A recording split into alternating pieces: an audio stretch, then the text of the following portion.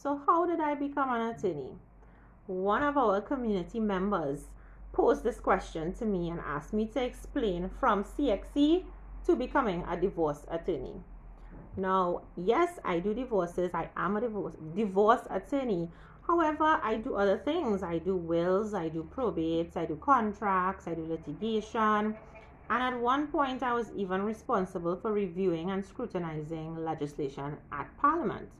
So we have a range of things I'm doing. Other attorneys will have more than one area that they practice as well, unless they focusing in on just say maybe criminal law only. I know I have a few colleagues who only do criminal law, and I have some colleagues who only do contentious litigation matters. So not all attorneys will have one area of law that they practice. Some practice multiple areas. Now, I did not do the conventional route of doing your LLB at UE, then going on to Hewarding Law School, and then getting called to the bar. I took an alternate route. And so let's get into that from CXC to getting called to the bar.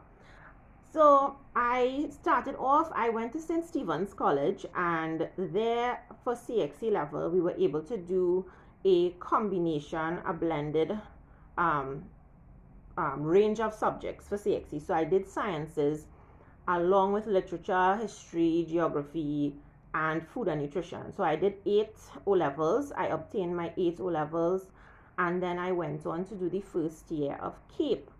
At CAPE, I did literature, history, sociology, and I can't remember what the other one was, but I only did the first year of CAPE because I did not like it. I did not enjoy it. And at the time, I was already kind of toying with the idea of doing law. I wasn't exactly sure, but I was thinking about it. And I had a friend at the time who was attending a private school that did A-levels. And she was saying that they offer A-level law. And I was like, A-level law? I never heard about that. And she was like, well, they offer the GCE A-levels, which is the British A-levels. And so I was like, you know what? I don't like CAPE anymore. Let me see if I actually like law. This will give me a taste of it to see if it's something, if it's the right fit for me. So I ended up joining that school, doing A-level law, psychology, and sociology. And I actually loved it. And I decided, okay, we're sticking with law. And I did my LLB, I did my law degree through the Institute of Law and Academic Studies in Chaguanas. And through that school, you are doing a distance learning degree with the University of London. So ILAS, the Institute of Law and Academic Studies, they teach the program, the curriculum of the University of London. And so you are doing exams through the University of London, and you are also getting a degree from the University of London. So that's what I did. It's a 3-year degree. I finished in my 3 years and graduated with honors and with awards. And after that, I took some time off. I took a year off to work at the magistrate's court. And by the end of that year, I started my LPC, which is the legal practice course. And that is a postgraduate course. And I did that again through a British school called Staffordshire University. And that as well was a distance learning program, what they call a blended program.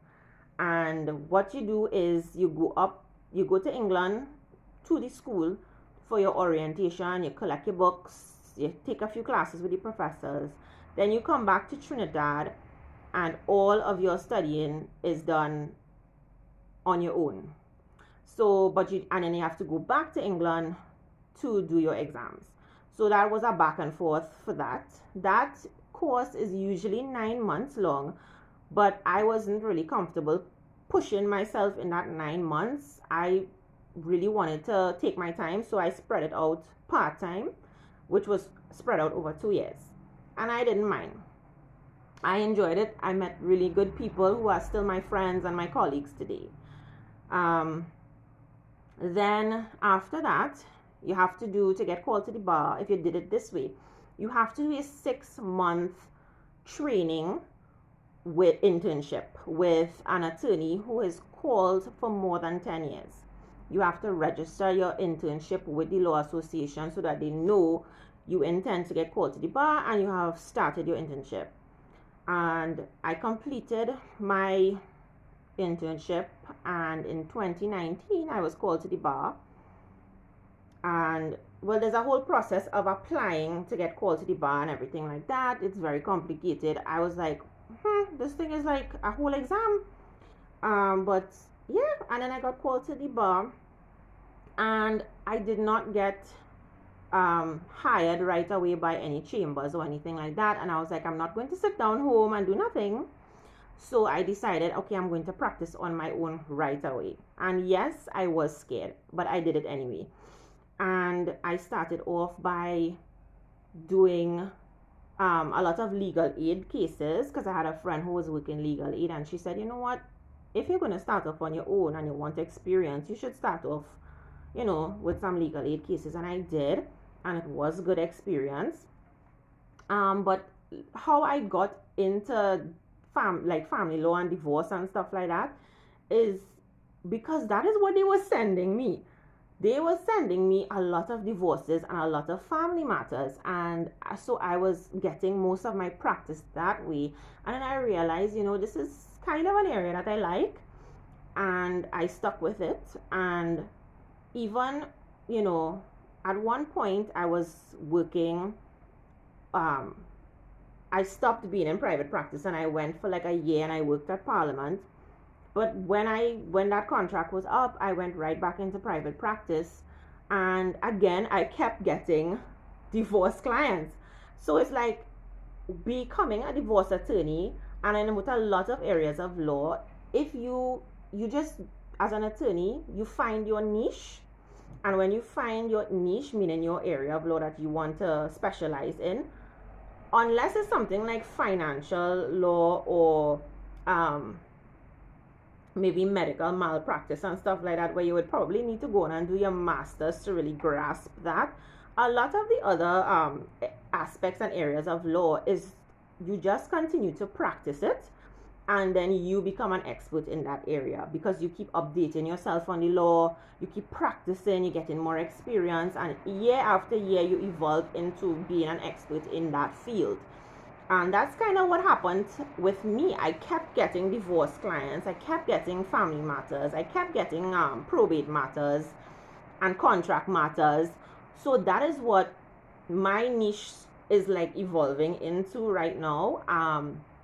I think in the future I would see other areas that I would be interested in, and I would start getting into that. But sometimes you choose your niche and you focus in on that and you only take those kinds of clients. But then sometimes, like me, I just kind of fell into it because that was the type of clients I was getting and I actually liked it. So I kept going in that aspect.